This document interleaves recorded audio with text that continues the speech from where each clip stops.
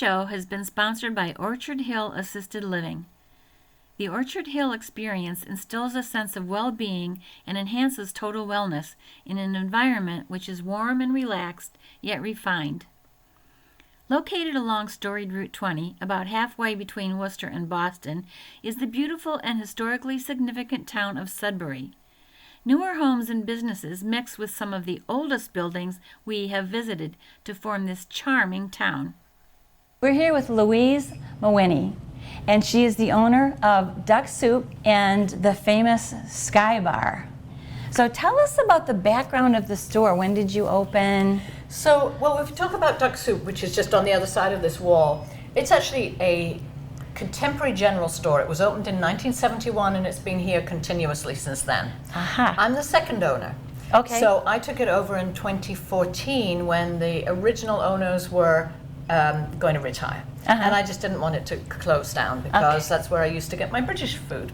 And so it's always been an eclectic mix of all kinds of things. It's really, it has kitchenware and gourmet food, it has international food, but back in the day, the heyday, they were the biggest seller of Beanie Babies in the area. Oh, so they've always morphed from one thing to another. The best-selling item over there is coffee.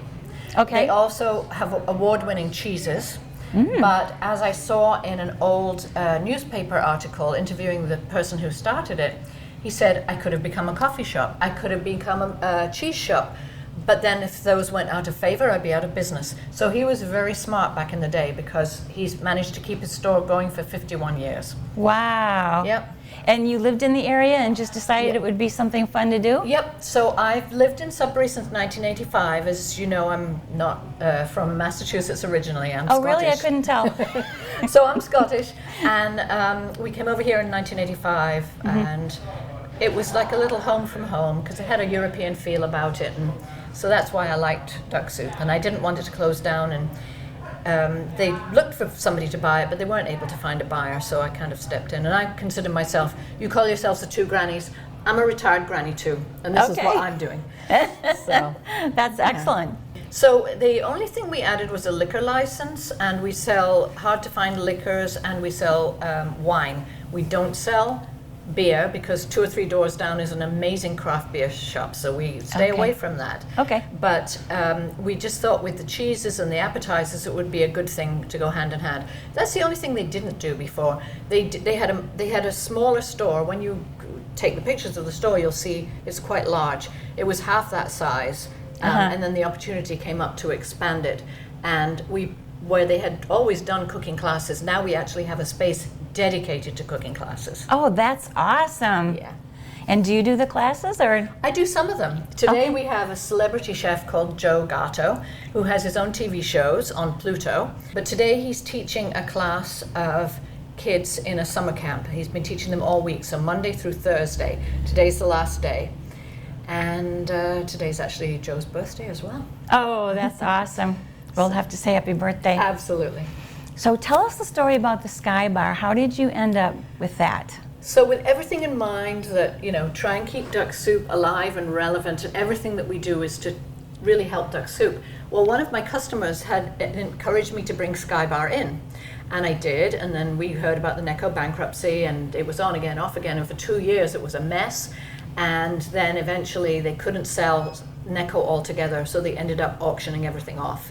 And the very last day of the very last auction, this customer of mine sent me a link to the auction website, and lo and behold, what came up as the first thing for bidding but SkyBar. It was like meant to be. So I put in a bid. It wasn't a joke bid. I thought, over the summer I'd been thinking, gee, if nobody takes SkyBar, I know there's a huge following for it. What would it be worth to me if I had to do this? So I kind of had an idea in my mind. Well, you could have knocked me over with a feather when I actually won the brand of SkyBar. It was so ridiculous. And that was in September of 2018. And then we go into a very busy time at Duck Soup because it's the holidays. So I didn't say anything to anyone, although that was a Thursday. On Friday, my store manager, Frank, who's also my son, both of us jumped in the car and we went down to Revere. I don't know what we were thinking. We were just like, whoa, we don't know what to do next. And we met down there. We met the former one of the I think it was the VP of engineering or something. Anyway, he said to us, what you really need to do is talk to Jeff Green, who was in charge of all of the products, and he was the VP of R&D, so he knew all the products inside out. And I reached out to Jeff and I said, I own a candy bar. I don't know what to do next. I'll need to have someone to contract pack it for me. And he said, well, how would you like to make it yourself? I'll help you do that. And I just thought what an attraction this would be, which is why we have these big windows here where you can actually see the SkyBars being made. Oh, that's great. None of the equipment was available, which was good because 30-year-old equipment for someone who doesn't know what they're doing is not a good mix. Yeah. We had custom built. Well, the wrapping machine is just standard, but the custom, the one that makes the SkyBars is custom. So it was made specifically for SkyBar, and it has SkyBar etched on the side. Oh That way, gosh. I've got the brand new equipment. I've got the manufacturers standing behind us and training us in how to make candy bars. And you got the recipe and all of that. We got all the recipes going back to its inception in 1938. Wow. And we got the trademark, the brand, the marketing materials, the customer list for the last 5 years. So we got everything to do with the actual intellectual property. So it was good. That's awesome. Yeah. So how has that been? Is that Fantastic. I everything? wouldn't change a thing. I mean, it's had its ups and downs because this is not a handmade candy bar. This is manufacturing at high Okay. speed. So our machine can make 3,000 bars in 45 minutes. Oh. However, there's a lot that goes into that, the preparation, the cleaning up. And I found out that when Necco made the SkyBars, particularly with the machine, I only know about the machine that they got 30 years before they closed down. They only put it on twice a year. And they made it once every 6 months. It took them 2 weeks to set it up, 2 weeks continually to run it, and 2 weeks to break it down. So Oh they my were gosh. very much high production. We are not that kind of high production, but Yeah. we've run into all kinds of things like I discovered after the fact that the reason no candy company bought it was it's so hard to make. Okay. It's got 4 different centers. It's got caramel, peanut, vanilla, and fudge, and they all have to be right. the exact same viscosity. They've got to be at the right temperature, or else they break out of the chocolate, and that you can't have a bar.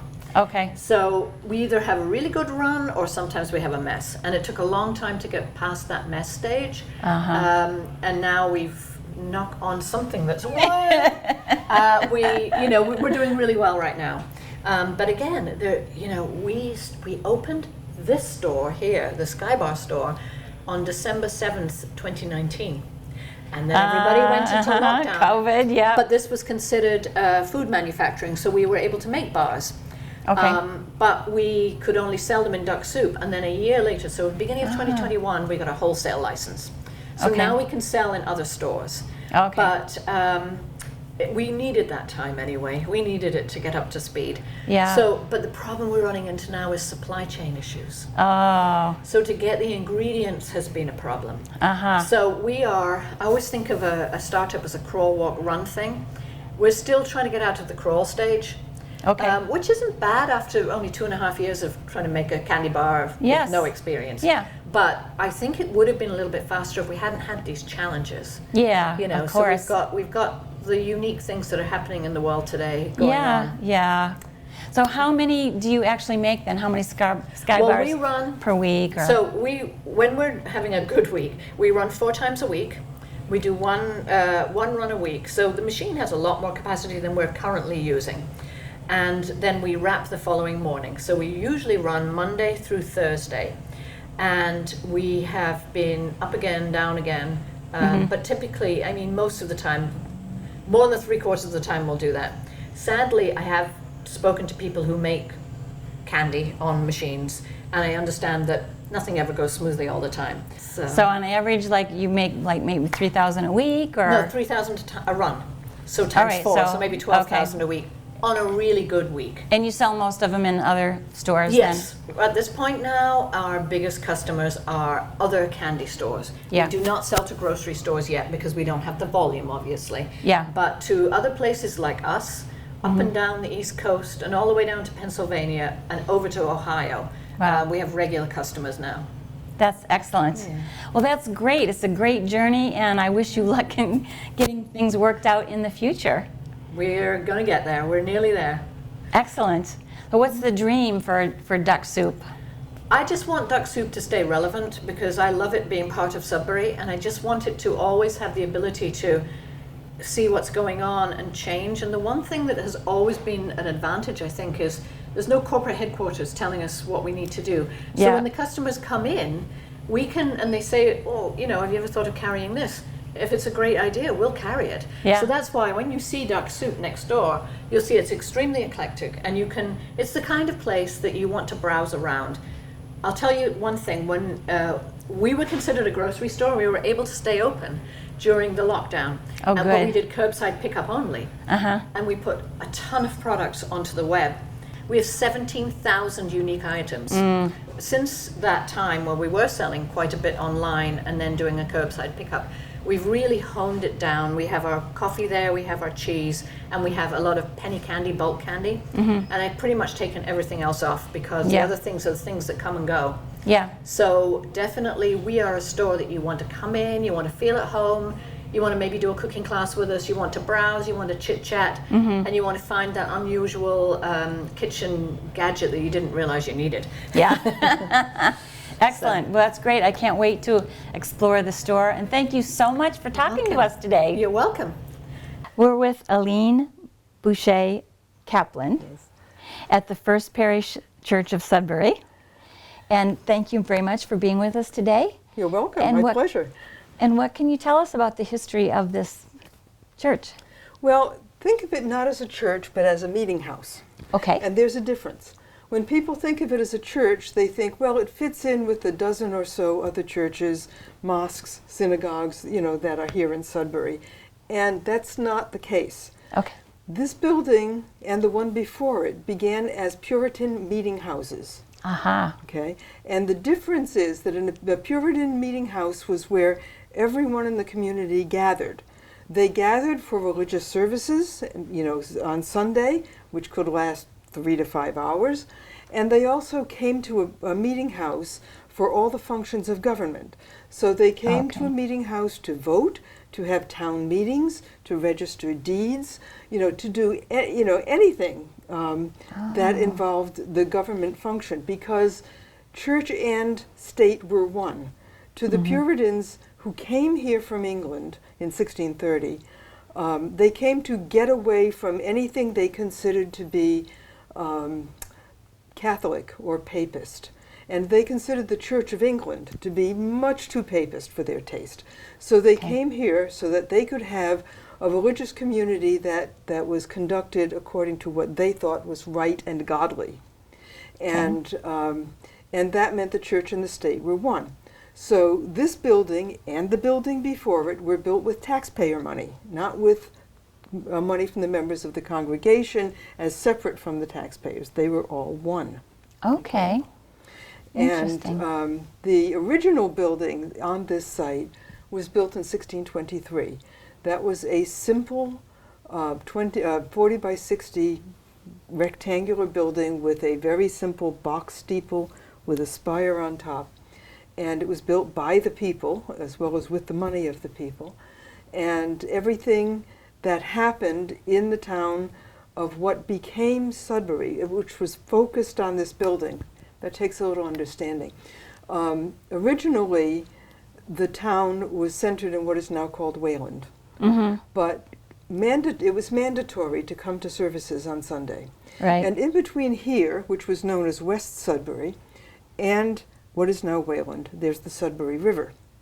So it was very difficult to get across the Sudbury River when the water was high, especially in the spring floods, and it could be dangerous. There was a bridge, but the causeway up to the bridge was low-lying and it tended to flood. So all of those conditions could make it difficult to impossible for people to come to Sunday services. Right. So they decided they would build their own meeting house here in West Sudbury, and it would be separate. And they did that. That was the original 40 by 60 foot meeting house. They put it here on what's known as the Rocky Plain, because, and if anybody's ever tried to dig a hole here, as I have, you know why it's called the Rocky Plain. Because that was impossible to grow anything on. It was very bad agricultural land. So you don't want to waste a good field by putting a building there. You put it where you cannot farm. and Okay. that's why the buildings are here. Okay. Okay, so this building was really the foundational building of what is now the town of Sudbury. It is the building around which the entire community grew. Okay. Excellent. And then when did it become this building? Oh, 1897. So the first building was 1797. The first building was 1723, and the congregation outgrew that. Mm-hmm. So they decided that they needed a bigger meeting house, and again, they took taxpayer money to build it. Originally, it did not have a steeple, it did not have a bell tower, it did not have what we now call as the facade or the front porch. It was just a simple rectangular building with an entry door on the side. And that happened in 1797. Okay. The congregation here was gathered in 1640 and met without a meeting house to be in for a number of years until the first meeting house was built. Yeah, because I found that that's a lot of times what happens is a meeting house is too far away for some people in the same town, so they break off and become their own town so they can have their own church and meeting house. Well, right? the meeting houses were supposed to be no further than 5 miles apart so that people could get to services, which is why you drive around New England and you see these white churches that say First Parish, Unitarian Universalist, or sometimes Congregationalist, because you had to go to church and you had to be able to get there on Sundays. Yeah, very interesting. So what else can you tell us about the history of this building that... Oh, well, they bought the designs from a man named Captain Thompson, and it was built by the members of the community, so not by expert carpenters or, builders as we would do it today, but by the farmers, the tradesmen, the merchants of the town all got together to build this. They did not have fancy tools and equipment. They did not have a lot of money. So there were very few nails in this building. It is built with what's known as mortise and tenon joinery. And that means you make a slit and you fit something into it, or you have a hole and you put a peg into the hole. And upstairs, well, the attic above the sanctuary, is all of these wooden beams, center beams, side beams, connecting trusses that are all put together with mortise and tenon joinery. Very few nails in the building. That's incredible.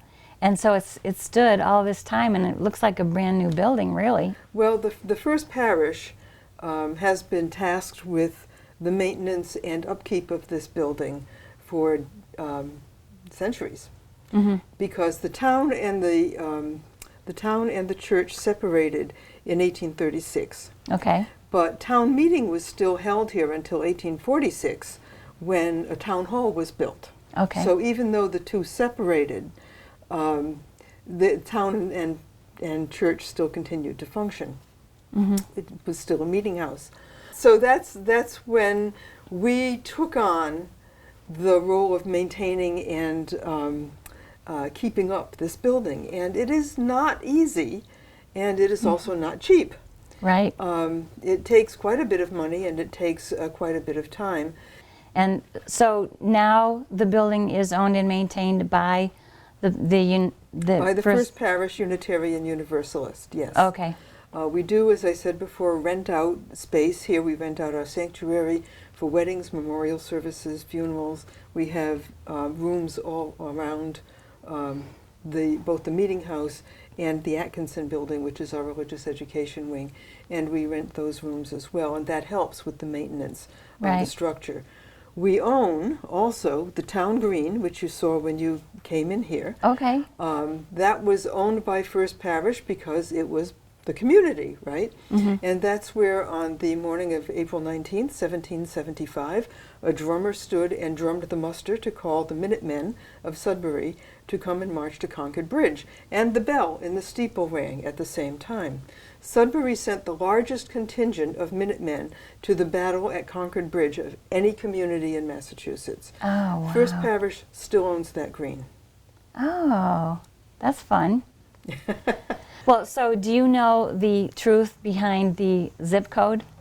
01776? Because I hear there's a controversy. Well, I understand there was a controversy. I do not know the truth behind it. I know Okay. that some people fought very hard for it, and other people felt that they should have it. But as I said, Sudbury sent the largest contingent of Minutemen to Concord Bridge, so why not? Okay, that's interesting. So So, that part's true. That part is true. Okay. Yes. Yeah. Okay, excellent. This was a Puritan meeting house. Yes. There were no Puritans in New England. No, not anymore. I don't think right? so. So what happened to the Puritans? Well, they split in the 19th century, around 1847.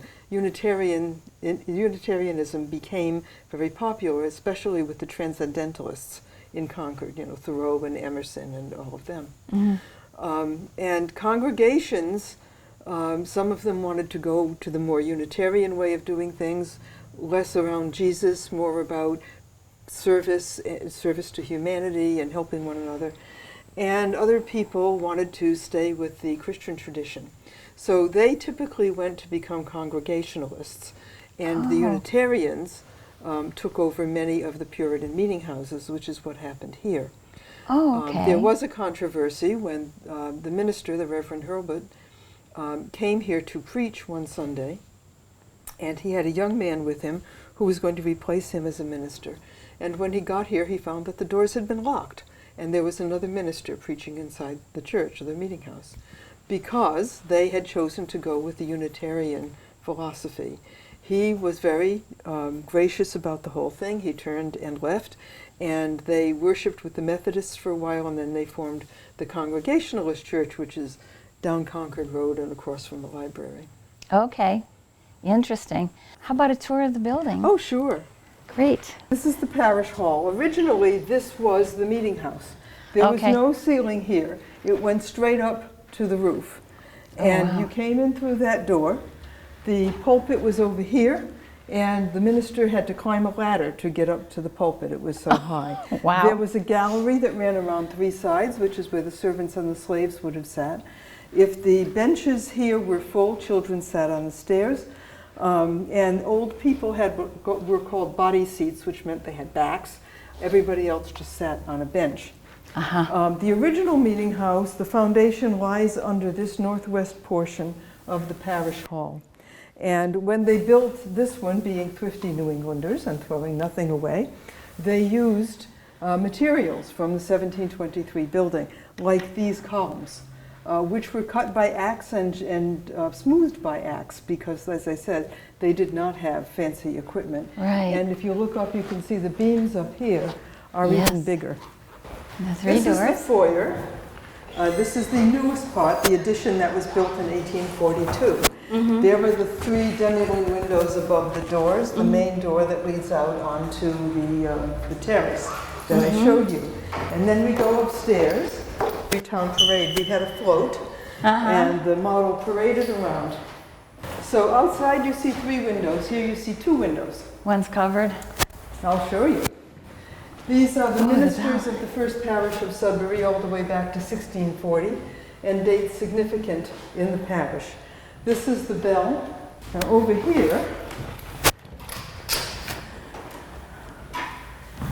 Oh, you want to photograph that. Those are the stairs that go up to the steeple, go up the steeple to the belfry. And there's our third window, our missing window. yes. Now, those stairs are very narrow. We want to take a picture of the signatures on the walls here, because people who have worked in the church, both members careful. and tradesmen, have signed their names to those walls, and some of the signatures go back to the Civil War.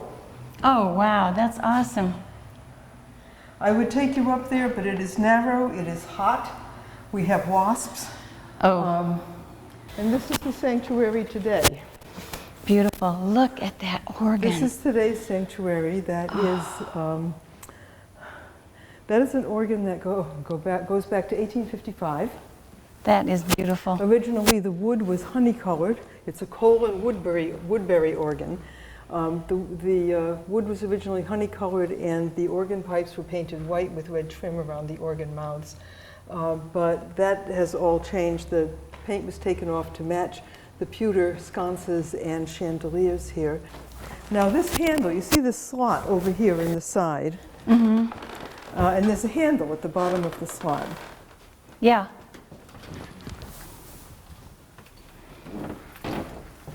The organ Cool. has a beautiful sound. There's a sound, what's called a sound box over there, an open area that magnifies the sound of the organ. So this handle over here used to pump the bellows. Before the building was electrified, someone had to pump the bellows if you were going to hear the organ. So a boy would gosh. typically be paid 17 cents per service, and services lasted 3 to 5 hours, and he would pump the bellows. He was called the blow boy. And he would, Imagine that. yeah, he would pump the bellows for a few pennies. Wow. This is the minister's podium. When this replaced the pulpit, it was sort of irreverently known as the cow pen. But this is where the minister stands. This is a 100-year-old Steinway B piano. It was donated to the First Parish by a member of the congregation. It went through quite a bit of restoration and renovation before it was brought back here. You'll notice that some of the panes in the window, some of the glass panes in all the windows are wavy and ripply. I and was that's looking at because that. yeah, it's They're the original older- glass. Yeah, wow. Well, thank you. I don't know if I've ever had a SkyBar, maybe years ago, but I'm about to try it. Let's see. These are like world famous, these SkyBars. Each of these have a different filling, and this is the same recipe that's been used for like since the beginning of time. So let's see. This one, it's like a jelly filling. Really good. This one,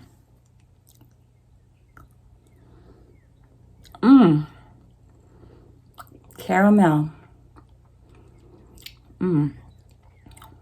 Oh, peanut flavor. And you can imagine how hard these are to make if you've ever made candy. 4 different flavors in one bar. And she said they have to be the same consistency. This is a cream. Ooh, really good. I'm not a huge candy person either. Cookies are my jam, but this is good. This is also caramel, but it's not a peanut butter. So the other one was peanut butter. This is regular caramel. They sell these all over the place. If you can, get a chance, go to Sudbury, go to Duck Soup, and get all the SkyBars you want. If not, they sell them in many local stores. You gotta try it. It's a classic. It could be trouble. They look like trouble. Oh yeah, we're trouble. We're big time trouble.